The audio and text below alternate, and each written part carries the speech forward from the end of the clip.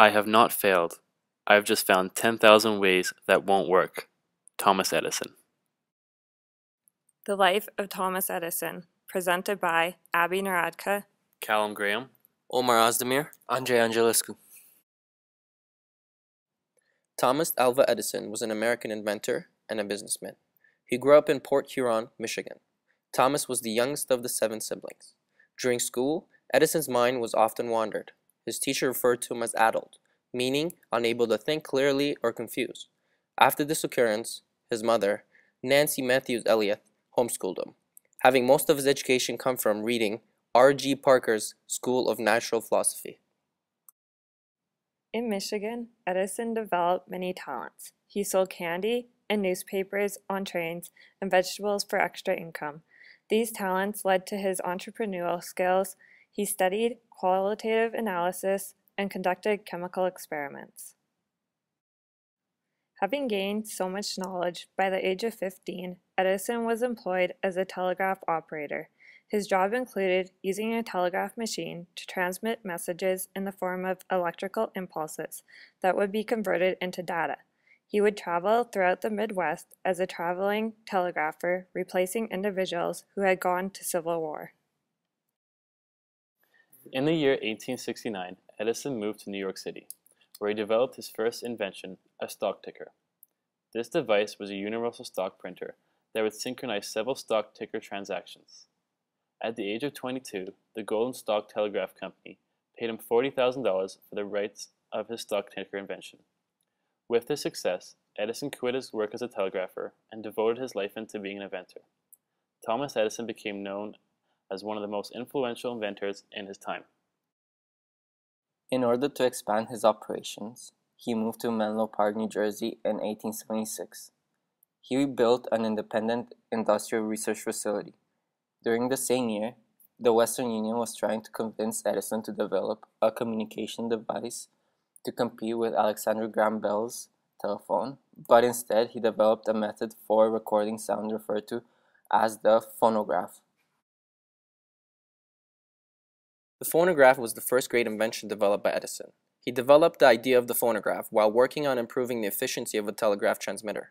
He had noticed the tape on the machine gave off a noise that resembled spoken words. This new discovery led him to wonder if he could record a telephone message. To his surprise, he experimented and found that a stylus on a tinfoil cylinder played back a short message, "Mary had a little lamb." This cylindrical phonograph was the first machine that was able to record and reproduce the recording. The phonograph had many potential uses. It could be used for letter writing and dictation, phonographic books for blind people, music boxes, toys, and a connection with the telephone so communication could be recorded. This invention brought Edison international fame. A few years later, in 1879, Edison attempted to develop a practical incandescent electric light, which would prove to be his greatest challenge. He used low-current electricity, a small carbonized filament, and an improved vacuum inside what we know to be a bulb, in order to produce a reliable, long-lasting source of light. The idea of electric lighting was not new. A number of people had attempted to work on the same thing, but nothing was of practical use. Edison managed to invent an incandescent electric light which burned for 13.5 hours and an electric lighting system that contained all elements for practical use. When Edison developed the electric lights, he also had to invent system elements, which were critical to the practical application. This was the development of the parallel circuit, a durable light bulb, an improved generator known as a dynamo, the underground conductor network, the devices for maintaining constant voltage, safety fuses and insulating materials, and light sockets with on-off switches. The success of Thomas Edison's electric light continued to grow as electric companies used it.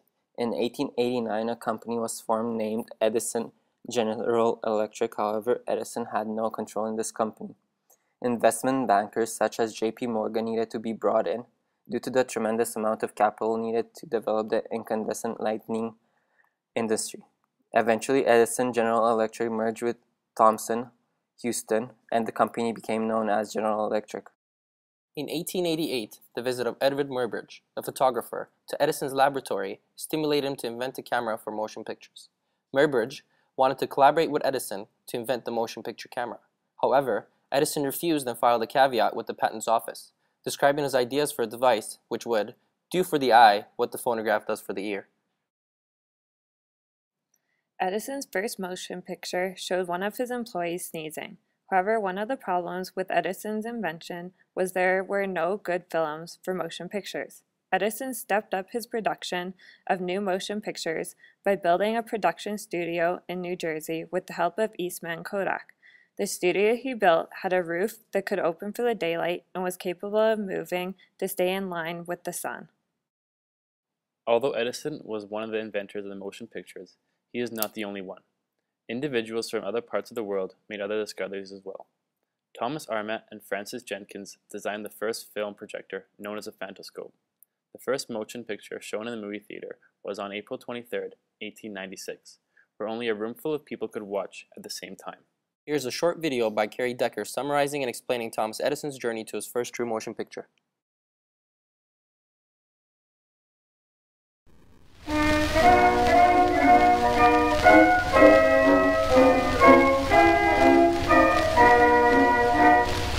Hello, I'm Carrie Decker.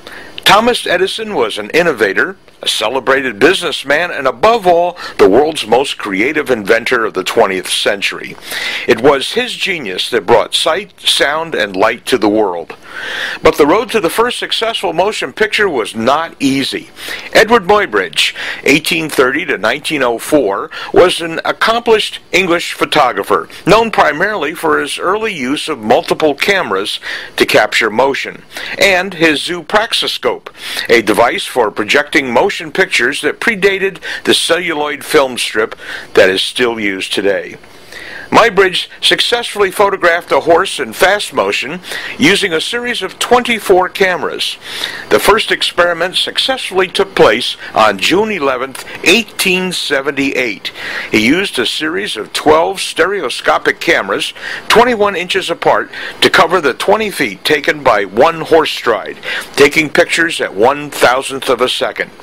The cameras were arranged parallel to the track with tripwires attached to each camera shutter triggered by the horse's hooves. He used the same technique with other animals. However, these were all a series of still photos viewed in sequence, and Edison wanted something better to represent motion. He wanted to do for pictures what he'd done for sound. Thus, he went back to the wax cylinder for inspiration. He drew up a series of sketches as he envisioned a new version of a phonograph. He used the same principle of a metal cylinder, but this time had a series of tiny sequential photos attached that, when hand cranked and viewed through an eyepiece, gave the illusion of motion. In the following two sequences, he told the subject to gyrate and move around, monkey shines as he called them. Now, from 1889, here is the first true motion picture ever made.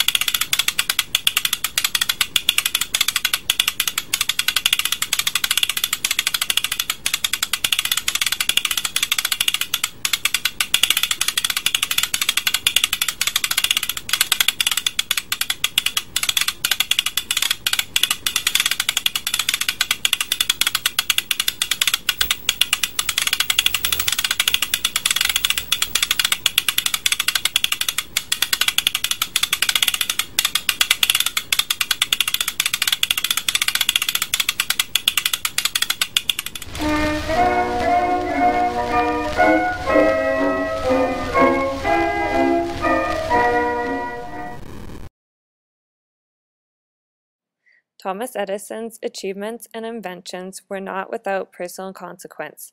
He would spend endless hours in the laboratory and even sleep there countless nights. At one point, he was observed to be sleeping on workbenches. He once said, "Restlessness is discontent, and discontent is the first necessity of progress. Show me a thoroughly satisfied man, and I will show you a failure." This outlines his motivation and dedication to always better his designs and inventions. Although Thomas Edison was hailed as a creative genius, the inventions that have been attributed to him as a lone inventor were the result of collaborations among a group of diverse specialists. They worked in common space, experimented on an ongoing basis, produced several failures, but continually learned from one another, which differed from the conventional way of working alone. Thomas Edison was active as a businessman and inventor right up to his death, and his legacy as an extraordinary inventor is shown in the huge number of inventions contributing to telecommunications and electricity that he and his teams created. He is still the fourth most prolific inventor in history with 1,093 patents to his name. In his last few years, he was influenced by a popular fad diet. The only liquid he consumed was a pint of milk every 3 hours. Thomas Edison died of complications of diabetes on October 18, 1931, in his home located in West Orange, New Jersey. Today, Thomas Edison is remembered through the daily use of his inventions and innovations.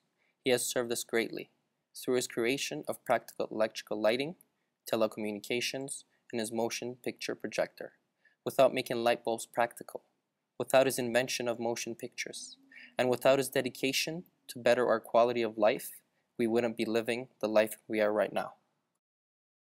It is our responsibility to better his inventions, carry on the torch to increase the standard of living, connecting to our genius, understanding our value in the society will help us work together to overcome obstacles and challenges we face as a society. Thomas Edison's work with his team reinforces the importance of cooperation, collaboration, and collectivism. Working together, sharing ideas, and striving for the greater good of the society should be our #1 priority.